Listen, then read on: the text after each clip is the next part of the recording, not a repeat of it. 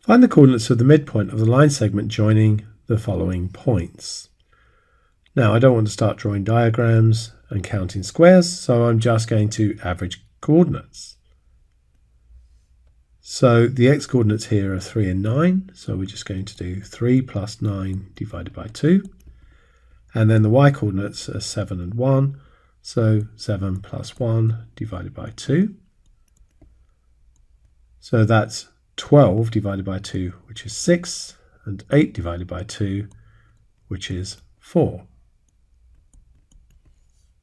Do the same for this one. So the x-coordinates are -1 and -5. So -1 add -5 divided by 2. And then we've got 3 add -2 over 2.